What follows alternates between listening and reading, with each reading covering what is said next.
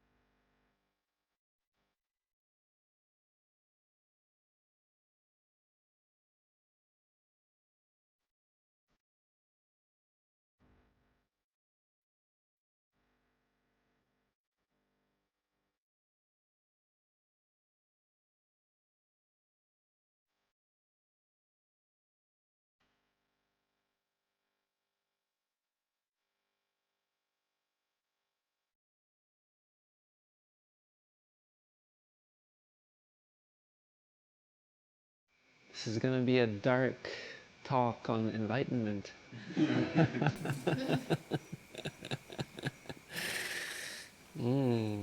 Great. So, how is everybody? I can't really see now, so that's hard to tell. But I think I can feel smiles. Good. Awesome. Great. Well, it's kind of nice. It's kind of like a little intimate. Reminds me of a retreat I taught maybe 4 or 5 years ago in deep forest, Canada. And there was no power, and so every night was just like trying to read by the candle.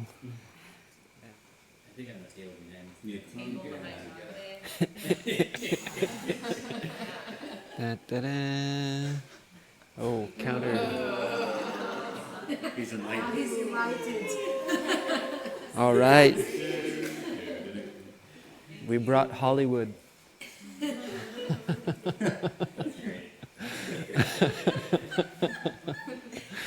All right. The halo. Thank you for enlightening me. Great. So,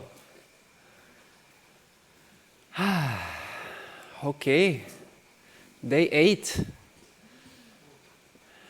We're moving forward slowly.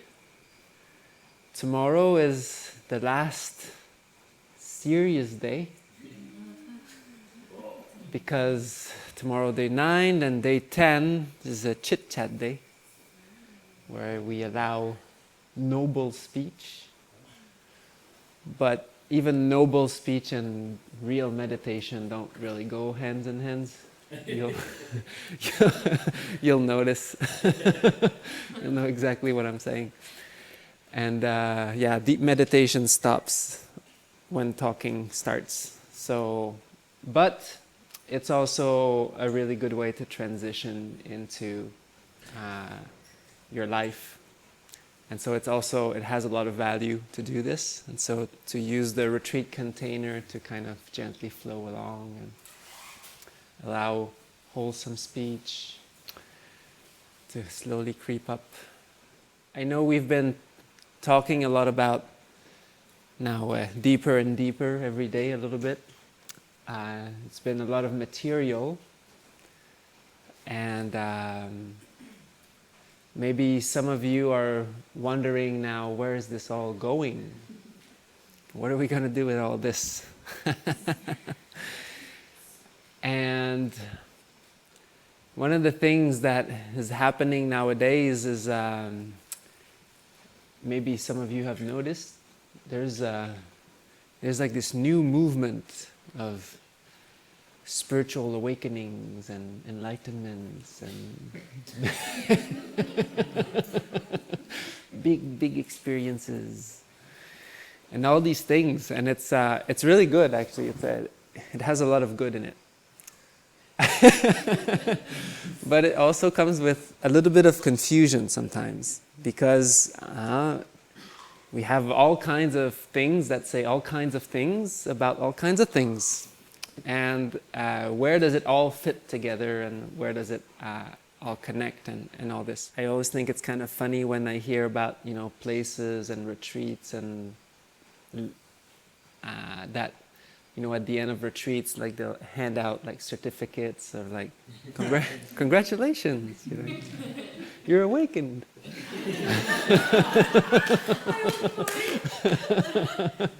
So, yeah. That's next week here, right? Sorry? That's here next week. Yeah. Well, I don't know. But That's ascension. But it's like I hear about all these really interesting things that are happening, and I like to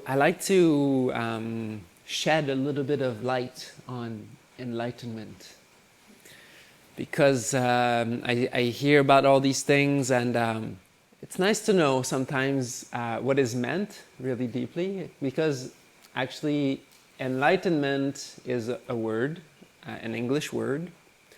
Awakening is an English word also, and for example, in Buddhism, or like in these countries in India, for example, the words are very different also. So it's hard to find the right translations. We try our best, and the word enlightenment, the word awakening, what does it mean, and for who? And so maybe like people like, I don't know, Jim Carrey has a definition, and Eckhart Tolle has another, and the Buddha had maybe something in mind. The way that the Buddha taught, actually, this is not very well known. This is like, this is our little, like intimate talk tonight. No lights, candles. There's no real. And it's mostly, it's not in the main bulk teachings that is called the suttas. It's mostly in the Vinaya, and the Vinaya is like the monastic code of conduct. And there's it's a bit also like the history of the Sangha, because it's how all the rules came up, but it's also the closest thing we have to the biography of the Buddha and the Sangha, because it's like the story of like how it all came up, all the rules and who did what. And in the Vinaya we have a few instances where we actually learn how the Buddha taught in like a third person view. Yay! Thank you.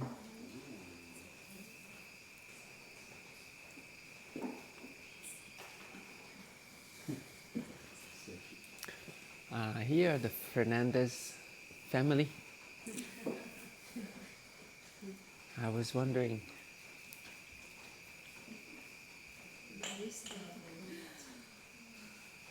Muchas gracias. It shows how the Buddha would teach an audience, and he would always start by uplifting the minds of people, which is not something that we hear often. He would talk about very virtuous and beautiful, uplifting. Yeah. I spoke too soon. Thank you.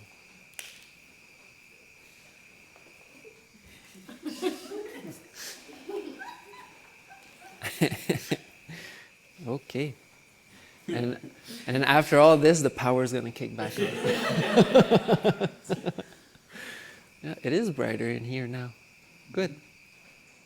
The Buddha liked to start by uplifting the minds of people, because, like I said, joy is very important in this teaching, and it purifies the mind. And he would uplift the minds of everybody, talking about generosity, talking about virtue, doing good things, good deeds.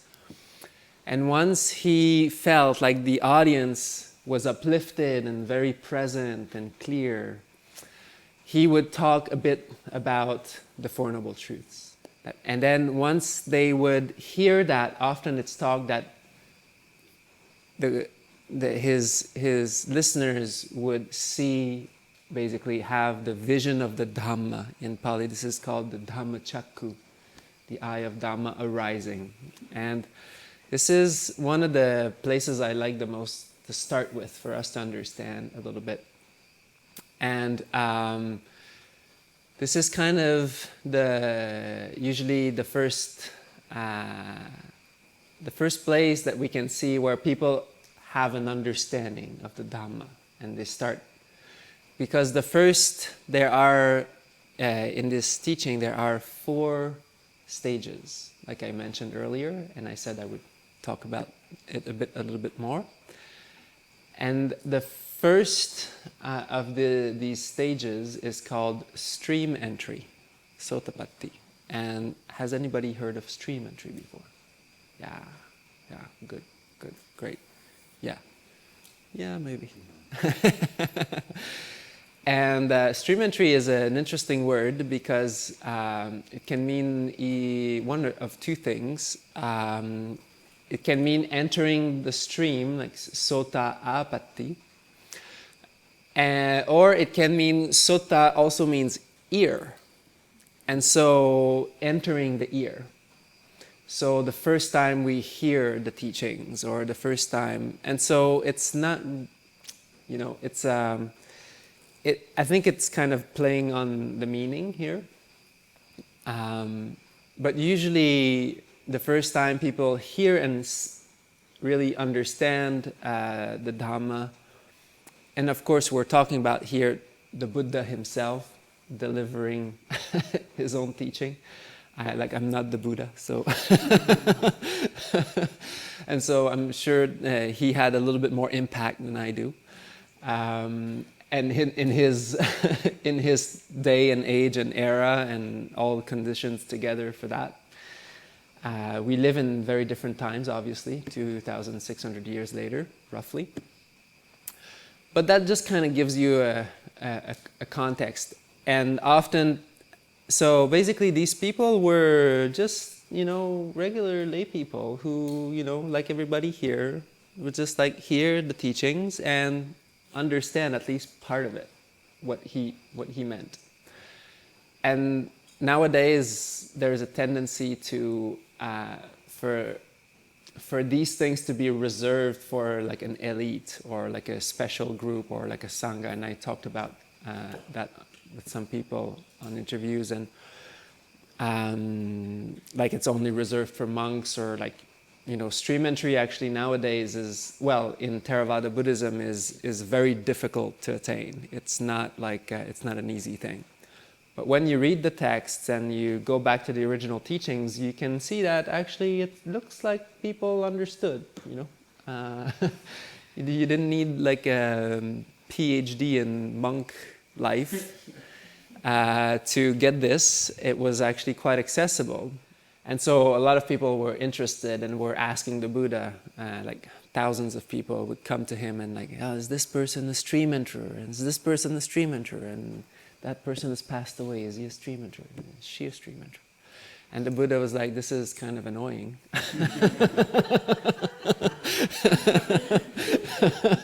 And he told Ananda, so I'll tell you a way that you can tell for yourself if you've attained stream entry or not. And he said, he basically explained it in what is known as the 4 factors of stream entry. And stream entry, these 4 factors are unshakable or unwavering confidence and understanding or faith in the Buddha, the Dhamma, the Sangha, and the basic virtues.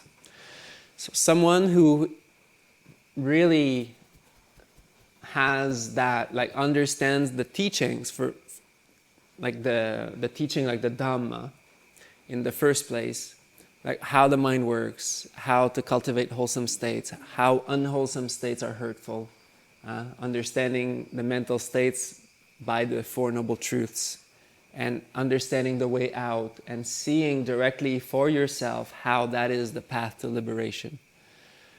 And that being very, very clear, then you understand the Dhamma, and obviously you have a lot of understanding and confidence, and then the person who discovered it is the Buddha, therefore you understand that, so that's from the Buddha.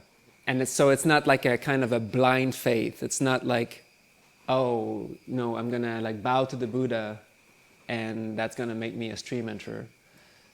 No, it's actually by understanding his teaching, and then you just understand, well, that's from him, so that's what it is. And then the Sangha is all the people that are practicing this.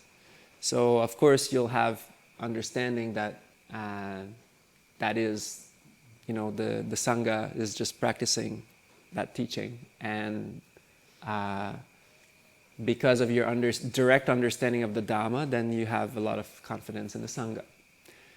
And seeing that just basically these 5 basic virtues are, to break any one of them would just actually make your mind uncomfortable, like killing or telling a lie. You won't be comfortable doing that anymore, because you can see it in your mind right away. It's like, ugh, I don't even want to go there.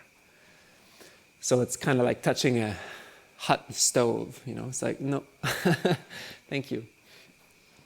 And so that's how you can tell, technically. The Buddha said this is called the mirror of the Dhamma. And if you want to know if you're close to this or if you're experiencing that, that's how you can tell.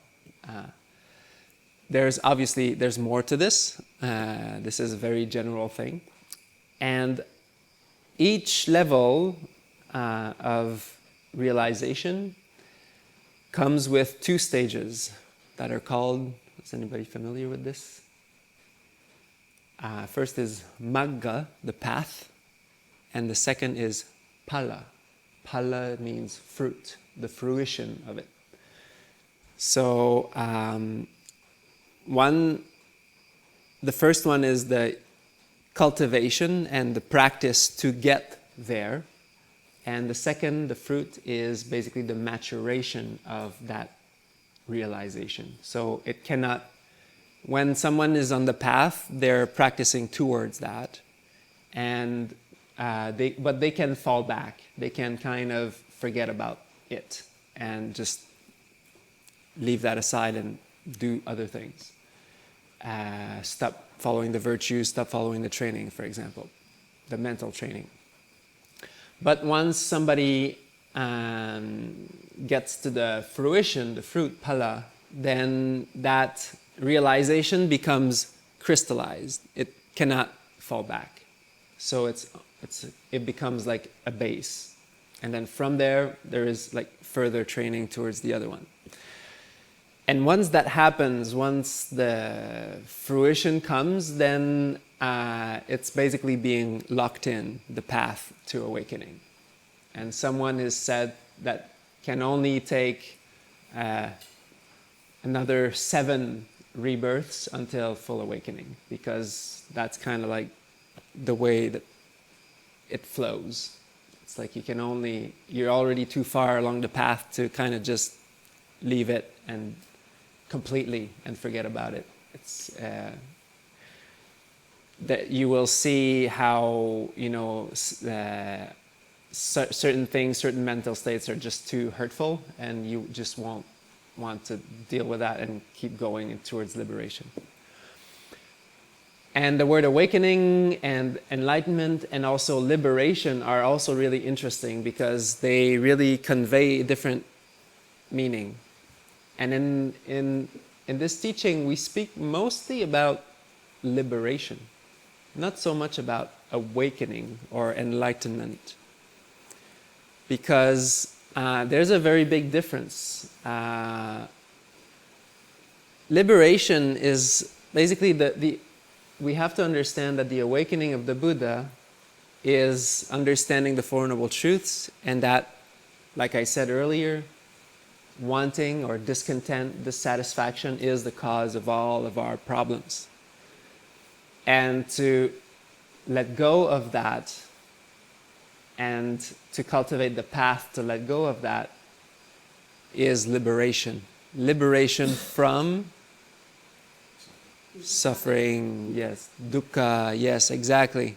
So see how it's like a shift in understanding here. It's not necessarily going after a big like fireworks, like experience of like enlightenment. But it's more like liberation, like being fettered and then being released. And in the Buddha's teaching, it's a lot, we're using these words a lot. And actually, in the 4 levels of awakening, we actually use the words fetters. Each of them have different sets of fetters that are given up, that are unshackled, that are untied. And so that is what these levels are in the end, and that's kind of what I'll be explaining. Yes? So, are you saying that this happens by following the Four Noble Truths, the virtues, and then simply by meditating, that not simply by, but Yeah. dedicating, effectively these things happen automatically as a result? Yeah, I mean, so it's not like it's not a very clear thing all the time, and especially the thing is that nowadays the teachings that we have are not necessarily exactly the same as it was 2,600 years ago. And there's been a lot of, there's been a lot of things happening since then, obviously. We're talking about like 600 years before Jesus, so that's a long time ago. And a lot of things have happened, and of course, there will be some changes. And we're still really, really, really, really lucky to have these teachings. Like, it's just unbelievable that we still just even have access to that. But really, what is the big thing here is understanding the Four Noble Truths at the level of mental states. Because that's really what the Buddha awoke to. And so if, for example, you were to like put your mind on a single pointed object and call that a Buddhist meditation, the thing is, that's not really working with the like mental states. Like, you're not becoming necessarily a more kind person or a more compassionate person. And it's not like you're becoming an evil person, that's not what I'm saying, but it's just still very far from mental cultivation. And so this is like and that's what my own journey in this, like in the spiritual life, through like a lot of different things, like I was really interested in, for example, like Native American spiritual traditions, which actually was very big in my path, like Temazcal ceremonies, sweat lodges. I went to many powwows and actually came out of some sweat lodges with a mind that felt clearer and deeper and still more still than a 10-day Vipassana retreat. And the thing is, and that really helped me on my path. But the thing is that was induced by an external process. And I've tried a lot of these different ways of, and I think a lot of people here too. And the thing is, there's a difference between having an externally induced state like this, and even if it's very wholesome, like the sweat lodges that I was doing were, just sweat basically, and like very like neutral, like medicines, like peppermint, and so it was very, very sober and still very powerful. But the thing is that how do you get there in real life? How do you actually keep that going? And then you have to do more of these things, and it's actually a big business of, in a way that, like, you know, you have to gather rocks, you have to make fire, and you have to do it right, and you know, it's a big process. But the thing is, I was still quite uptight in my mind because of the meditation practices that I was doing. For example, like putting my attention on a single point object was actually tightening my mind quite a lot. And I became quite rigid, critical with my own family, with my own circle. What are you talking about? You don't even meditate. Like, you don't know what you're talking about. Like, how could you? You don't meditate. You know, you've never done a 10-day retreat. You know, it's like, is that really wholesome? No. You know, that's not really compassionate. That's not really kind. Then coming upon a teaching and a teacher that actually showed me how to work with mental states, wholesome mental states, and how to work with unwholesome mental states. For me, in my own experience, it was really night and day where I started to understand this practice, and like even my family could just tell that my whole path went into a very different direction, where I actually was a lot more kind and compassionate and patient and not fussing about little details about what people would say and like obsessing about tiny little things because that's what I was practicing. I was practicing to obsess more and more about tiny, minute little details. There was no letting go in my practice, like zero. I was practicing not letting go. That's what it was. Like, it's real, it's true.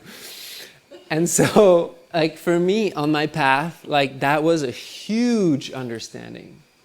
To understand that there is a big difference between different kinds of meditations and what you do with your mind, and not everything leads to the same place. And I do have a lot of love for all the traditions and all the spiritual, you know, paths, and I think we all have to be very kind to each other and respectful and understanding. But also, I have to say that for me, trying all these things, I saw that there was a big difference between each practices. So stream entry is, so the 4 factors of stream entry, which I mentioned, the Buddha said this is called the mirror of the Dhamma. And this is how you can tell if you're actually like in the stream of Dhamma. Because what the stream is basically the Eightfold Path. That's what the stream means here. These 4 factors are unwavering confidence in the Dhamma, the Buddha, because he's the one who gives the Dhamma, and the Sangha, who's also basically just the people practicing this, and the 5 virtues. So this is how you can tell that you're in the stream. And the stream is basically the Eightfold Path, because to have unwavering confidence in all these 4 things, you have to understand the path and the Four Noble Truths. That's what that means. At the level of like mental development and mental states. So that's why we talk a lot about compassion, loving kindness, and also letting go. You know, these 2 big aspects of Buddhism or the Buddha's teaching, like compassion and letting go, or loving kindness and letting go. Very, very, very core understandings. And letting go of mainly just like unskillful things, habits, and mental states. And now we move into this other section where we start talking about fetters. And there are 10 fetters that are keeping us bound to samsara, what we call samsara, which is like the endless cycle of rebirth and passing away, which in this teaching, the Buddha said there is no discoverable beginning to this. He tried to find it, but couldn't find it. At stream entry, there are 3 fetters that are given up. And the first one is Sakkaya Ditthi, which means the belief in person, self, or personhood, or a personal identity. And this is quite interesting because this ties into this, see, that's why I talk about this now, because we need a lot of background to talk about this. And this is where you see that identity in personality or the self in the Buddha's teaching is replaced by dependent origination, what we talked yesterday. So all of this arises through causes and conditions, and we create that. That was all of yesterday's talk. I'm not going to go over it again. So I'm just like, no, I'm not going to go there. And so this whole chain arises because of these causes and conditions. And when we understand that, we just see that, this whole idea of a self, of ego, of, I is actually all fabricated. And so that doesn't mean that, you're like in a very different world. I am not here, there's no there's no me. Because actually the fetters of anger, for example, and also sense desires are given up much later.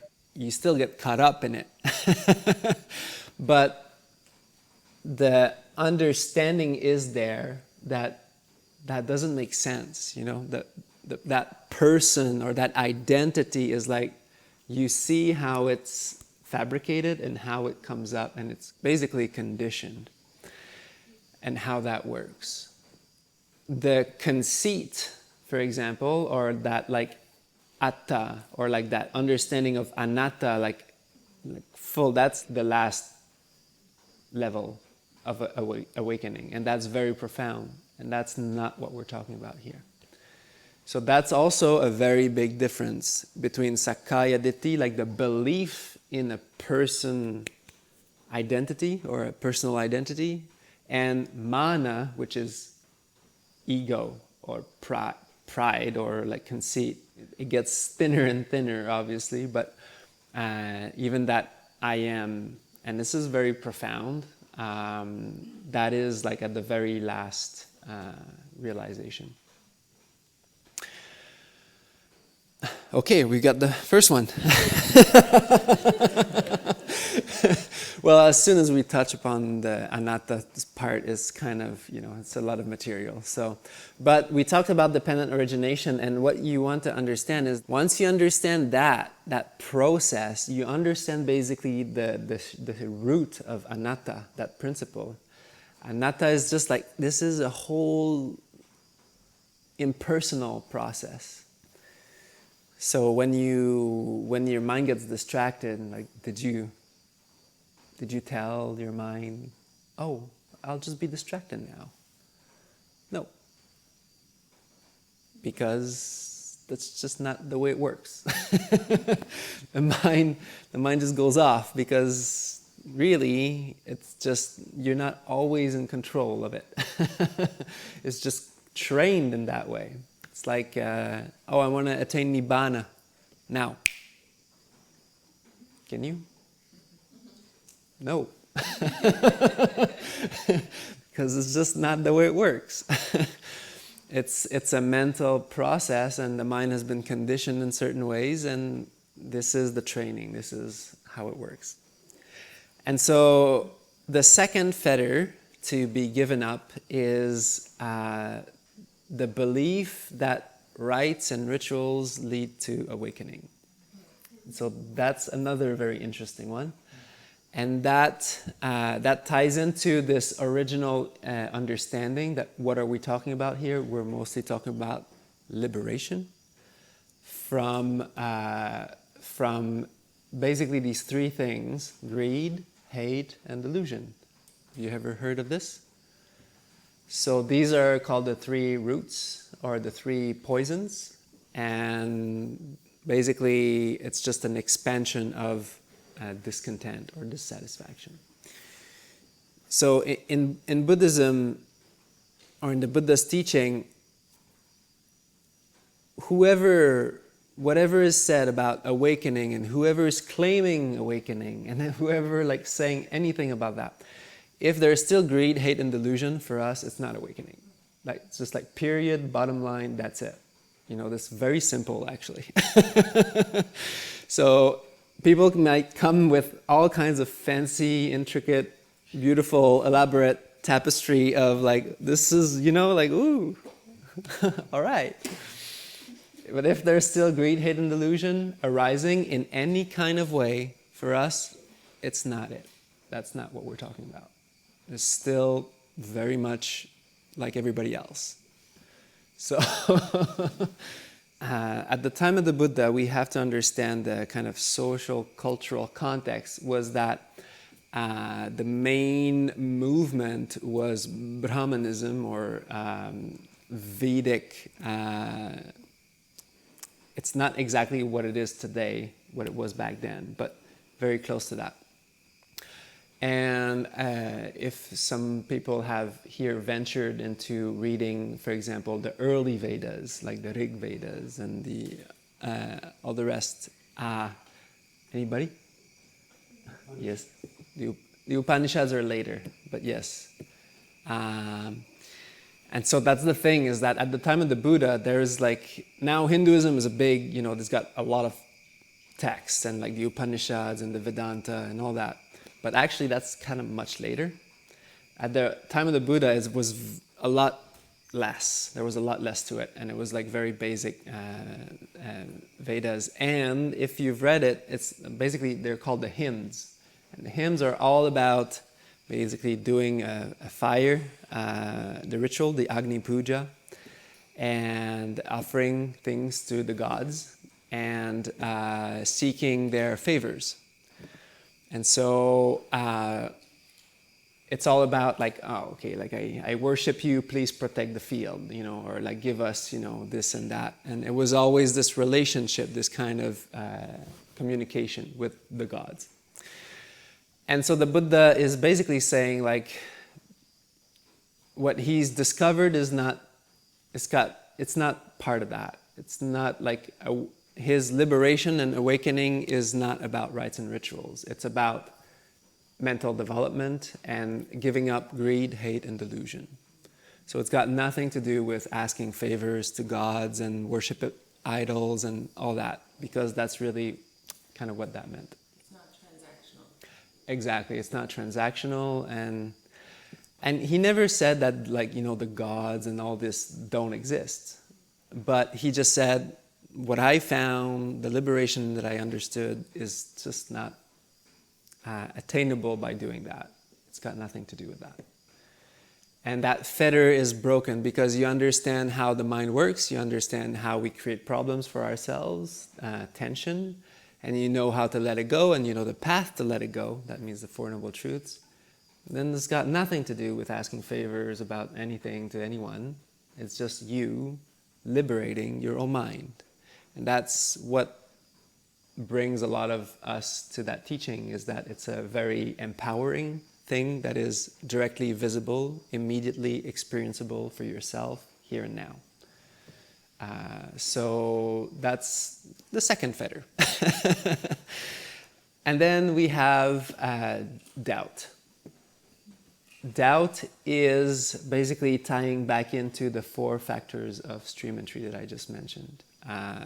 So when doubt is given up, and doubt is basically, it's not wondering like, should I have coffee or tea this morning? Not this kind of doubt. That's still allowed. Here we're talking about, you remember I said unwavering confidence in the Buddha, the Dhamma, the Sangha, and the virtues. Well, that's kind of like taking care of doubt. That's what we're talking about here, is that someone doesn't doubt the teaching anymore. Is it faith? It's also called faith. Mm-hmm. Like the opposite. But faith is, it's problematic because it's an English term. Maybe more like appropriate to say confidence.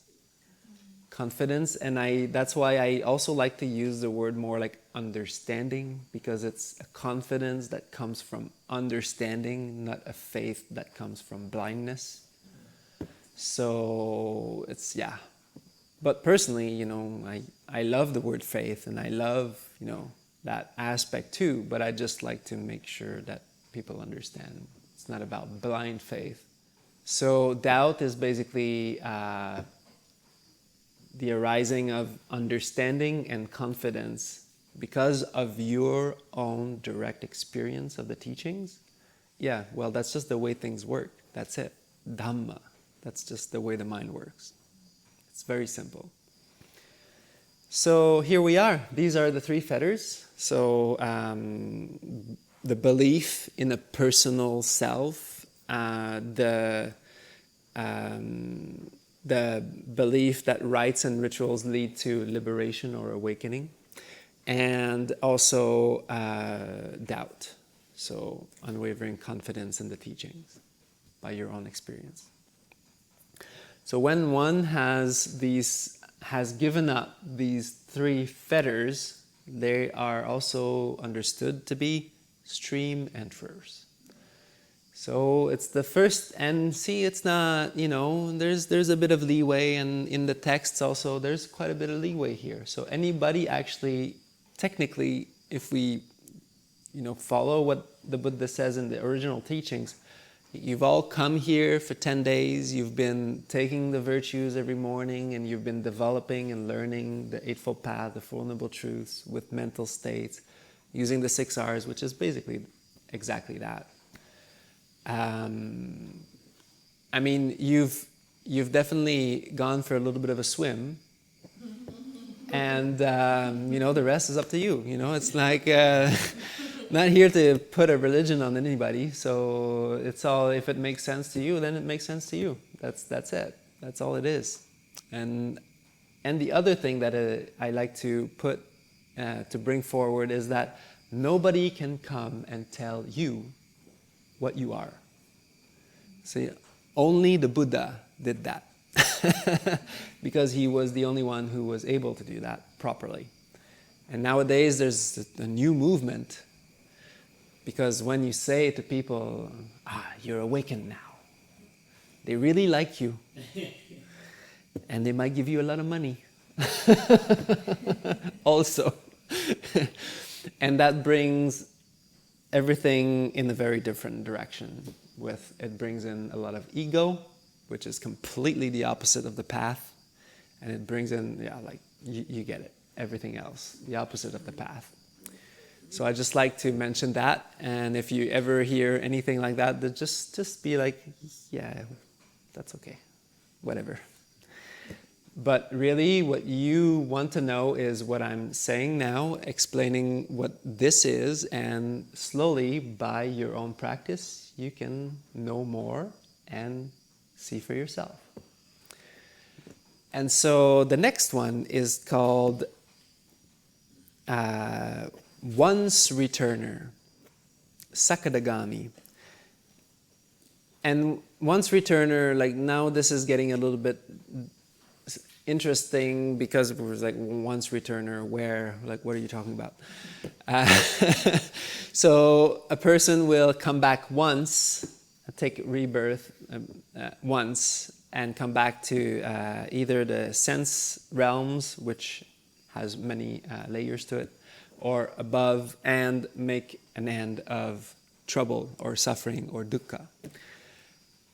What we need to understand is that at stream entry, that anyone there will, the Buddha says, will take no more than 7 lifetimes to finish the job, what we call, to break through to full awakening. When is it, when are you at 6 or 5 or 4?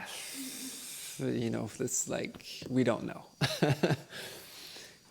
How many times you're going to come back. But what does once return means is, it just means that at that point, that a person will only come back once and make an end of trouble.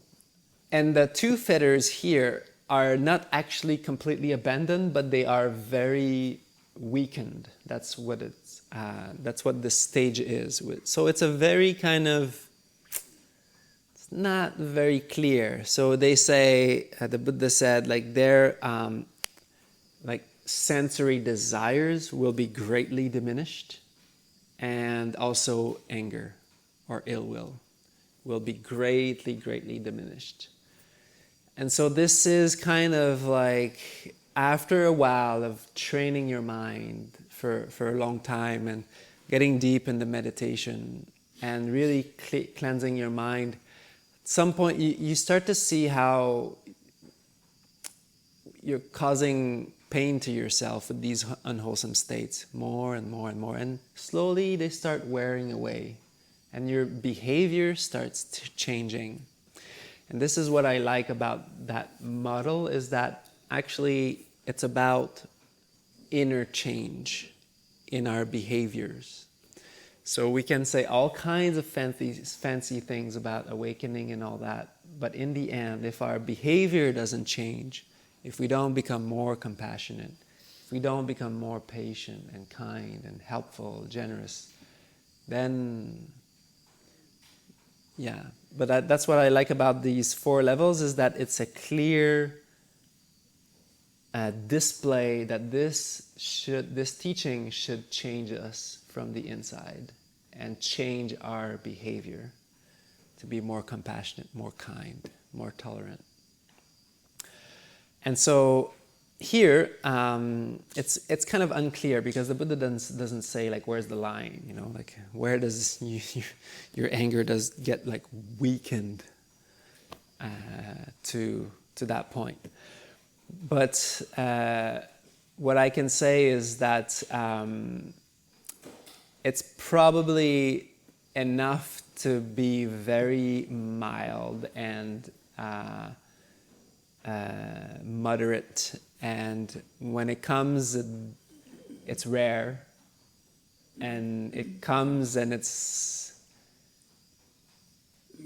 it doesn't last very long. It's just, you know, it's probably it doesn't flower too much. It doesn't blow out of proportion, and it's probably just like poking its head a little bit and be like, oh no, not gonna go there. It's actually, at that point, you'll know it's just not even worth it. It's just not even worth it to go into that tension in your mind and in your heart. And so it will come up, maybe a little bit, poke its head, but nah. I'm like, no, don't want you anymore. And so that's kind of like that state. And then the third level is called anagami, which is a non-returner. A non-returner is someone who actually lets go completely of these 2 fetters. And this is a clear delineation on the path. From here, we're talking about the higher training also. So the higher training is, you know, you really need to dedicate your life to this. So there's no real other way. And meditation and life just kind of intermingle together, and, you know, you're just like really, that's what you're doing in your life. Examples of very highly realized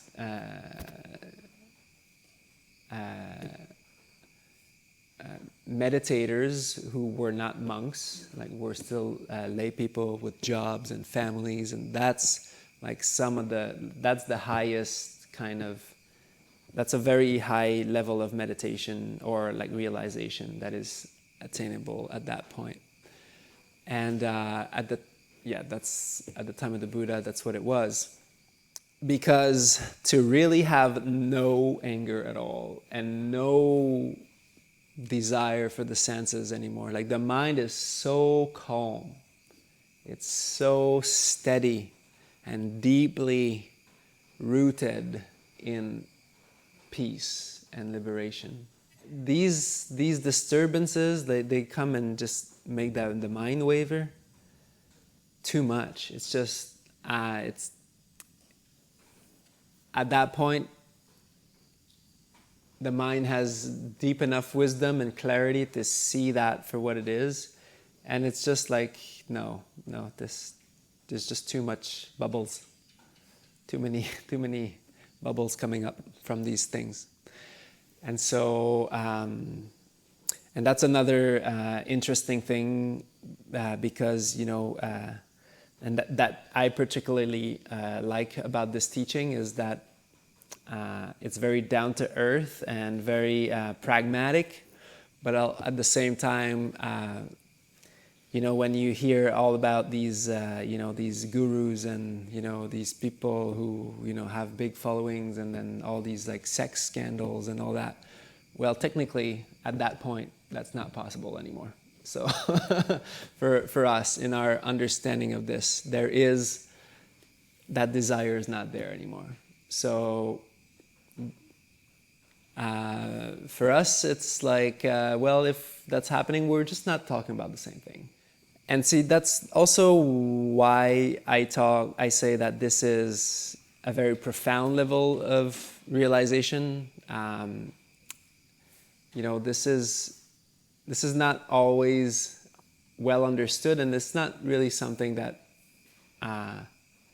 is easy to let go. These are very deeply ingrained, almost like biological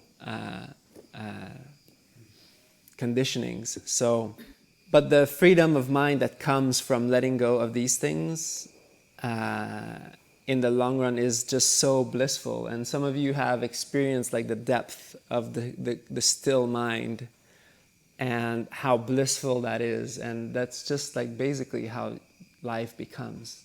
It's just wow. Like with nothing. Just like blissed out with nothing.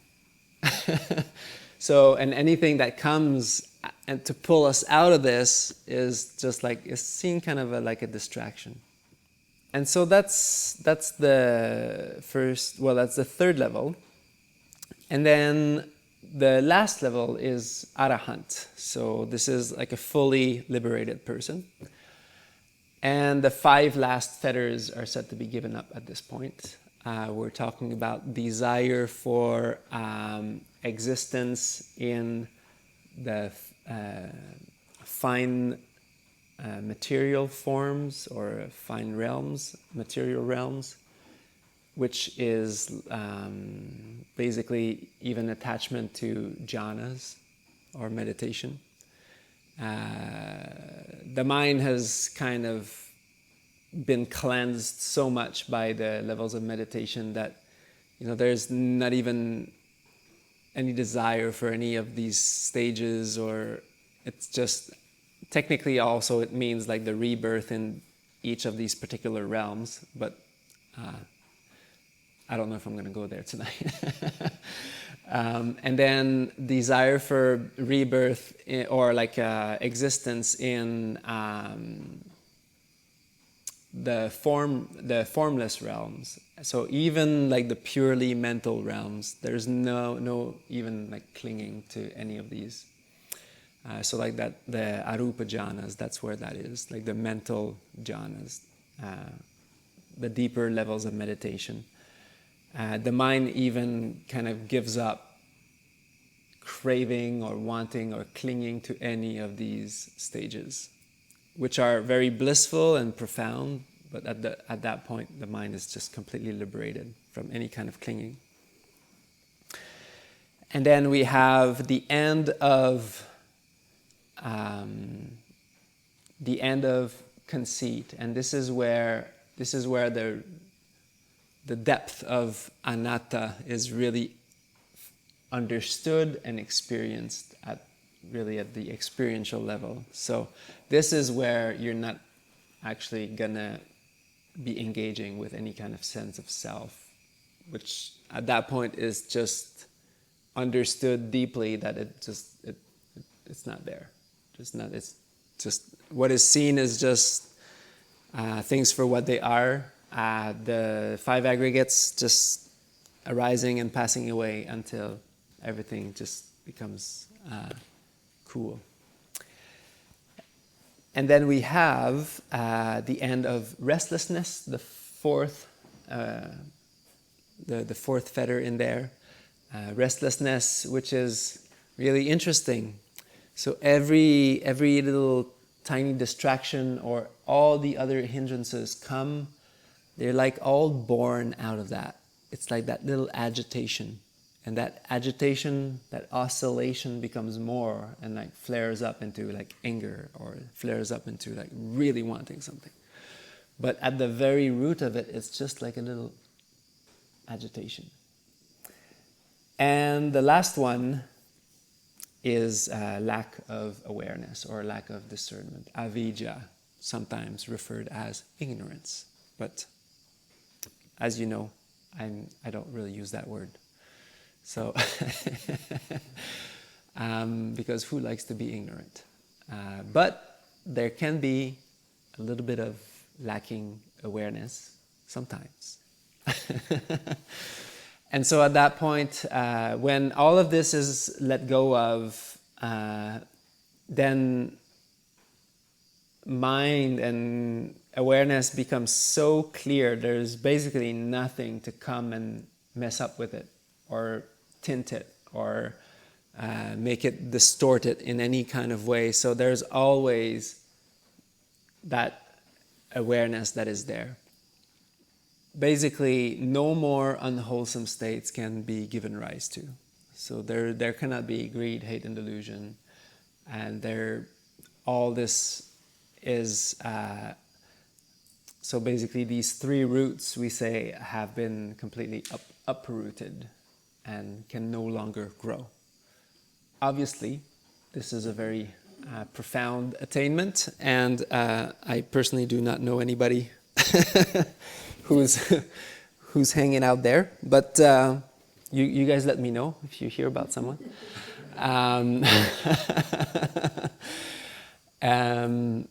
This is a lifetime practice. This is, like this. There's no other way than to just completely dedicate your life to this, and it's not easy to attain, but it's also not impossible.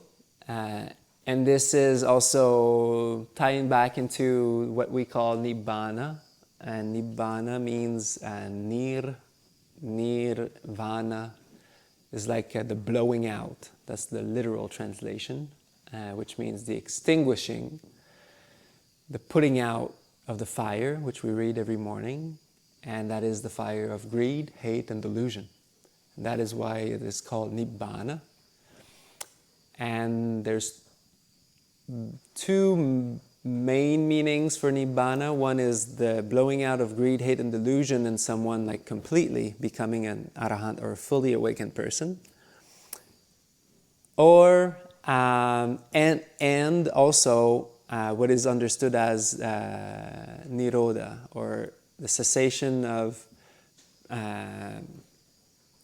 the complete release of perceptual awareness, which is on the Jhāna chart. Basically, when we let go of all mental activities to the very depth of the mind, like I was explaining with the little cloud of starlings, the murmuration of starlings yesterday, and once all the little starlings have been picked out very gently, kindly like this. And then awareness, just like there's not enough starlings to tell that if there's even consciousness anymore, because the cloud is like losing its compactness. And then at some point it just like there's nothing. It's completely released. And one has released even consciousness itself. That is the second meaning of Nibbāna. It's like the blowing out of all mental activities and consciousness. So now you know also what that means. So this is where it's going. This is the actual words of the Buddha about these stages, how awakening or liberation works in a gradual sequence. And it all pertains to inner change and becoming. And what is the end of greed, hate, and delusion? Well, greed, you're just going to be basically very generous. You're going to be wanting to help. Or just,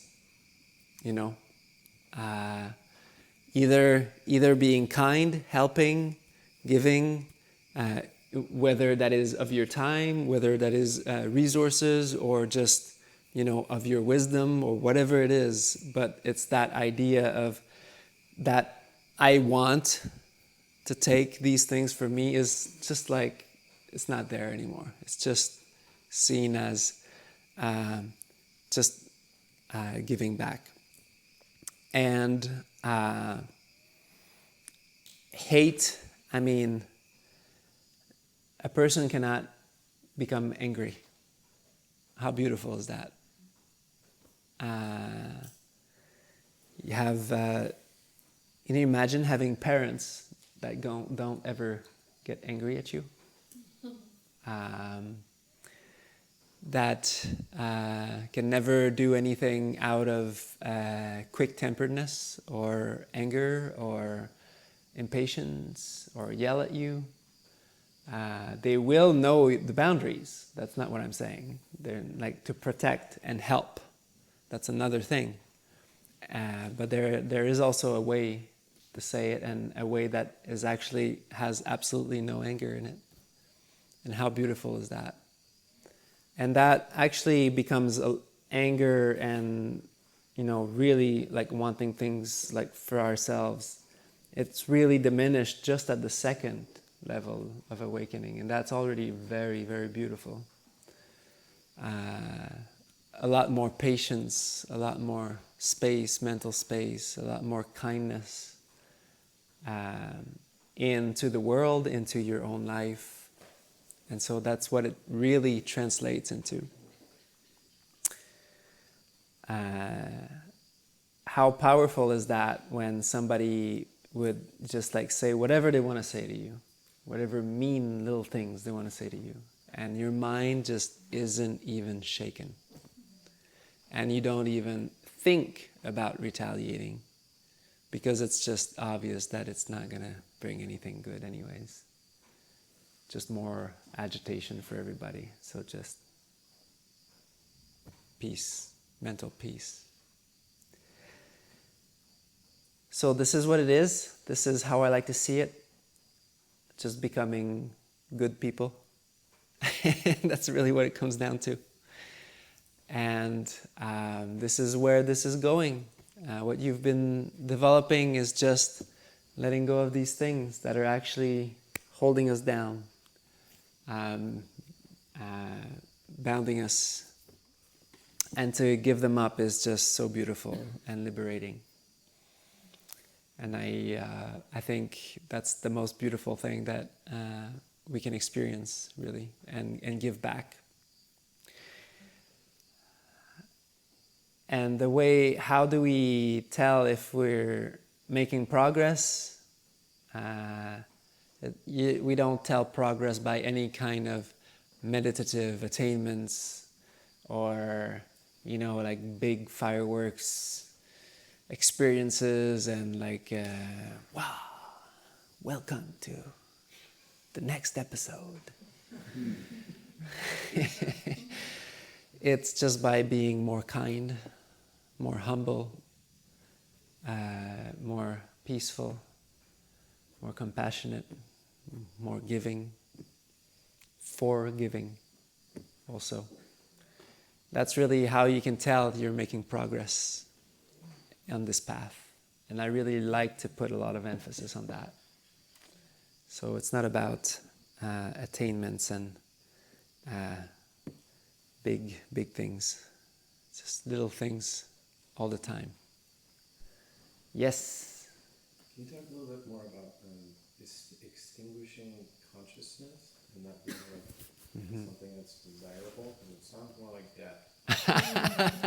I know, right? This is the challenge with Buddhism that or this original teachings is that sometimes the way that it's said, it sounds very like it could be negative or nihilistic. So to understand that we have to, it's useful to understand or to see and feel and experience for ourselves how awareness and consciousness has inherent tension in it, actually. And it's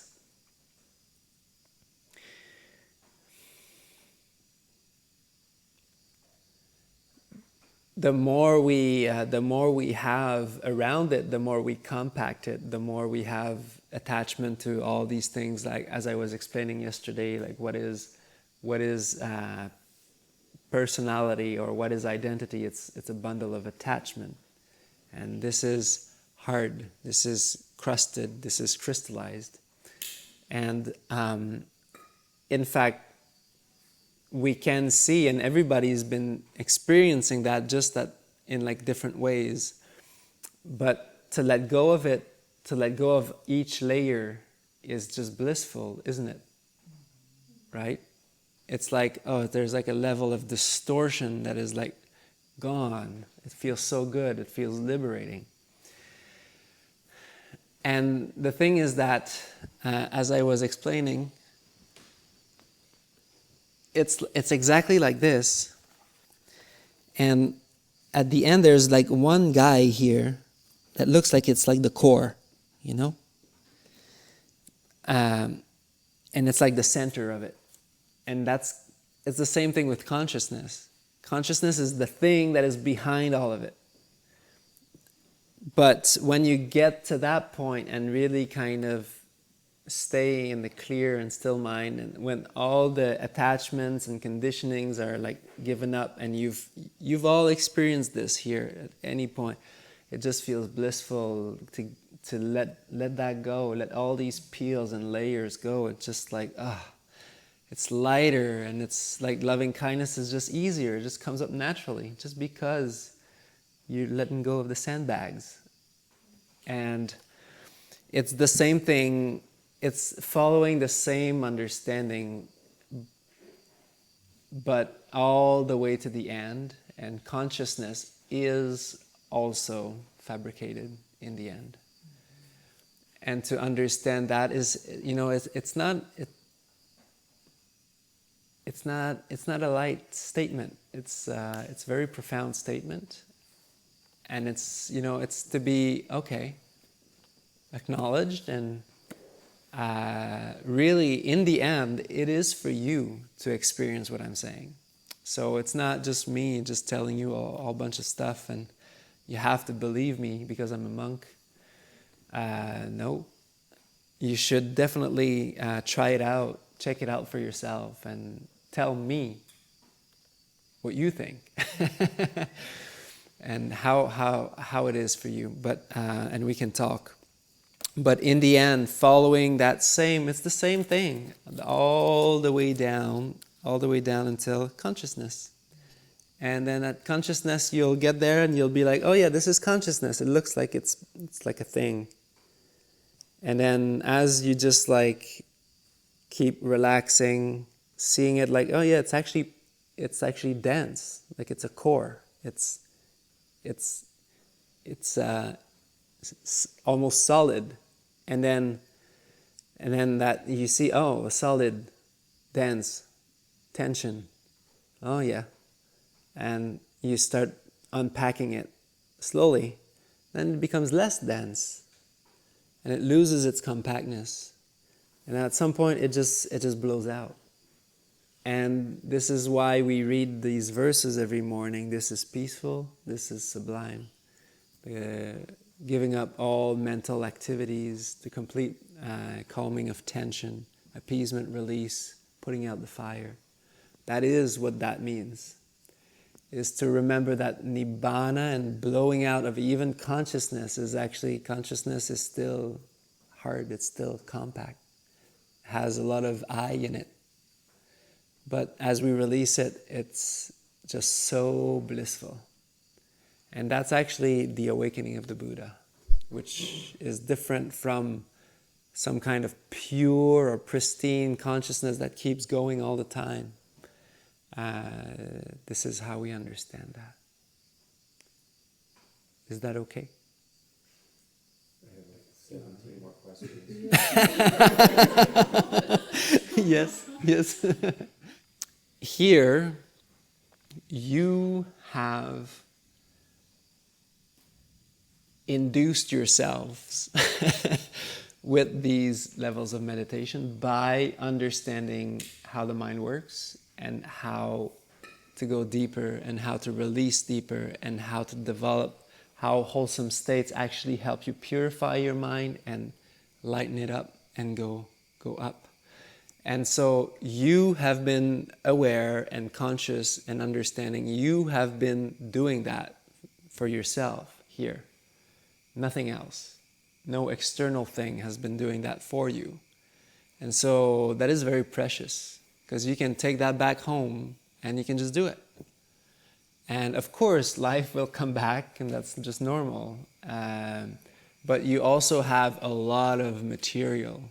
We've talked about a lot of things, and everybody's experienced, like, you've gone through this whole thing by yourself. So you're all set for what's to come. You have big tools now. And that's why this meditation, I found anyways in my own path, stayed with me a lot longer. It was not just like, you know, having a very powerful experience and then it just leaves, and then I'm like, but what now? Sounds familiar? But this is like, of course life is going to come back, but it's so much easier to integrate into your life too. Like, you can practice loving kindness all the time. I was trying to because I was, for example, putting my attention to the in and out breath of my nostrils for a long time, for 5 years. And that's really hard to integrate into your life. because you're either doing something or you're watching this. Like, it doesn't go like this. It's either or, and then everything else becomes a distraction, and then you get upset. That's my own experience. But this is like, it mingles with life so well, and you'll see that actually this is not just meditation you just like took off for 10 days, and you know, like you're gonna bring what you had here, you're gonna bring it back to your life. Like, this is a big something here that you can bring back and continue your practice. You can 6R all the time, every day, all day, at work, on the phone, you know, like when you get something, your mind goes for a spin and you're just like, oh, okay, like this is intense. I need to 6R this. Well, there you go. You have the tool. Just relax. See the tension in your mind. Relax. Remember, it's just a distraction. You got caught. That's okay. Smile. Okay.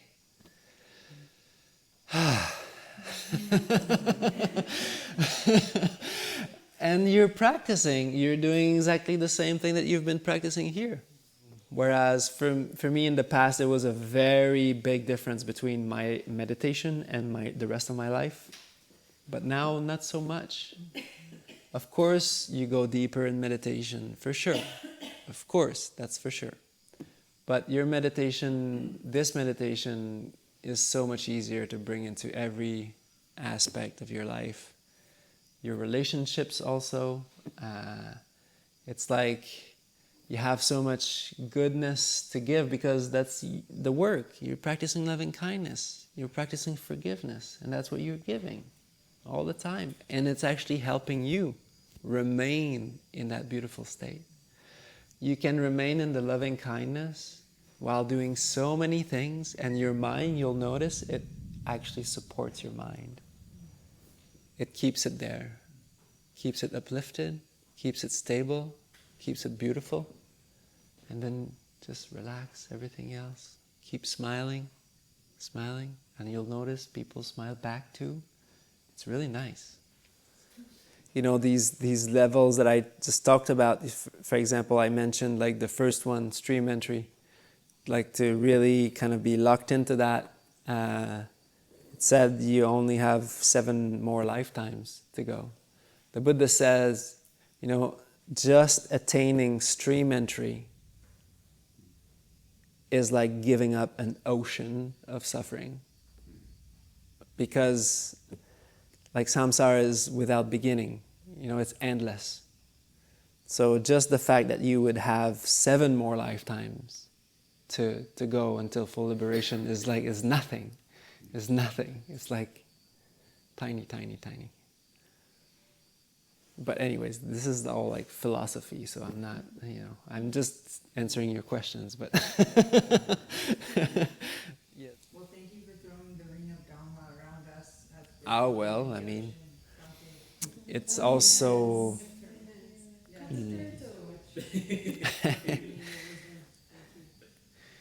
Well, it's in our own understandings and the way that we see things is when people come upon the Dhamma is because they also have the right conditions for it and have done lots of good in previous lifetimes, and when they come upon it, it's not just a mere coincidence most of the time.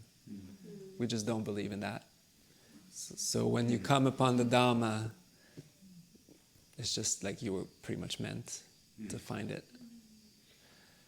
So, and I think we live in a pretty special era, in a pretty special time where, not too long ago, this teaching was not really well known. It was only kept in palm leaf manuscripts in monasteries where, only senior monks could really study this. Really not that long ago, it reached out. Like within the last 100 years, it blew out and became accessible to a lot of people. And that's just my own personal feeling about this, but I feel like a lot of people have taken birth into this particular era to get this teaching. And so, yeah, that's how we see it. Yeah, there's definitely something going on because, it's just like it's coming out, and it's an era and it's an age of huge change also, and so it's a catalyst for huge inner development too. So I think a lot of us are here to harness that. Okay, let's share our merits, and I'm sure it's probably like quite late. 8:40, yep, it's coming. Okay.